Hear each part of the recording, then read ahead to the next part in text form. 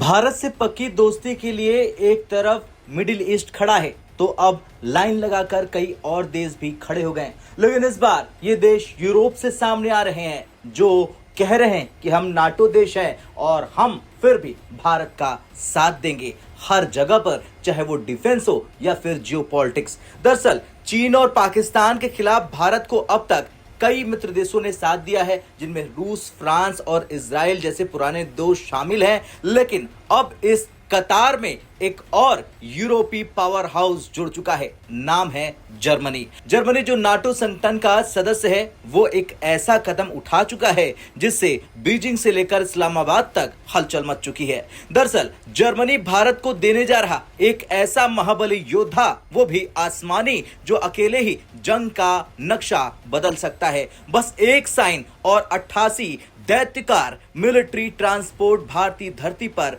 उतरना शुरू कर देंगे। जी हां, 3 सितंबर 2025 को नई दिल्ली में भारत और जर्मनी के विदेश मंत्रियों की मुलाकात होती है, जिसको पूरी दुनिया ने एक छोटी और कूटनीतिक बैठक समझी। लेकिन बंद दरवाजे के पीछे एक ऐसा ऑफर आ गया भारत के लिए, जिसने भारत की वायुसेना के भविष्य को नई दिशा दे दी। दरअसल यूरोपीय देश जर्मनी ने भारत को अपने सबसे advance military transport aircraft A400M Atlas की पेशकश कर दी। ये वही विमान है जिसे दुनिया उड़ता हुआ किला कहती है। भारत पहले ही अपनी वायुसेना के लिए 40 से 80 मीडियम ट्रांसपोर्ट एयरक्राफ्ट MTA खरीदने पर विचार कर रहा है, और ये जरूरी भी है क्योंकि सोवियत दौर के पुराने एंटोनोव AN-32 और विशालकाय और IL-76 को बदलना है। अब ये खाली स्पेस जर्मनी के A400M के लिए खुल चुका है, क्योंकि जर्मनी ने भारत के सामने सबसे पहले रख दिया है अपना प्रस्ताव।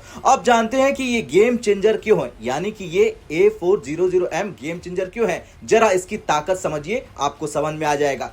ये विमान 37 टन पेलोड उठा सकता है। ये क्षमता अमेरिका के भरोसेमंद C-130J सुपर हरकुलस से लगभग दोगुनी है। ये लंबी रेंज और हाई स्पीड का अनोखा कॉम्बो है, और सबसे खास बात, किसी भी तरह के रनवे से ये ऑपरेट हो सकता है, चाहे लेह की बर्फीली पट्टियां हो या फिर अरुणाचल का कच्चा मैदान या राजस्थान का रेतीला इलाका। हर जगह A400M उतर सकता है और उड़ान भी भर सकता है। यही सबसे बड़ी खासियत है। अब आप सोचिए, अगर भारतीय सेना को लद्दाख की ऊंचाइयों पर अपने नए 25 टन के जोरावर टैंक को तुरंत तैनात करना हो, तो A400M उन्हें मिनटों में 15,000 फीट की ऊंचाई पर चढ़ा सकता है और वहीं उतार सकता है। जब तक दुश्मन को समझ में आएगा, भारतीय टैंक उनकी चौकियों पर पहुंच चुके होंगे। लेकिन यह सौदा सिर्फ एक ट्रांसपोर्ट एयरक्राफ्ट खरीदने का नहीं है। जर्मनी ने भारत को मेक इन इंडिया के सपने को नई उड़ान देने का भी ऑफर दिया है। यानी अगर भारत लगभग 80 A400M का ऑर्डर देता है, तो जर्मनी भारत के ही अंदर फाइनल असेंबली लाइन लगा देगा। इसका मतलब क्या है, ये भी जान लीजिए। इसका मतलब है भारत दुनिया के सबसे एडवांस मिलिट्री ट्रांसपोर्ट को अपनी धरती पर बनाएगा। हजारों भारतीय इंजीनियर्स इस दैत्यकार विमान को डिजाइन और असेंबल करेंगे। भविष्य में भारत इन विमानों को दूसरे देश को एक्सपोर्ट भी कर सकेगा। ये वही सफलता है जो हमने पहले C295 प्रोजेक्ट में देखी थी, जहां टाटा ने स्पेन के साथ मिलकर भारतीय असेंबली लाइन शुरू की थी। अब जरा चीन, पाकिस्तान और अमेरिका पर रणनीतिक असर भी देख लेते हैं। अब इस डील की गूंज सिर्फ बीजिंग और इस्लामाबाद तक सीमित नहीं रहेगी।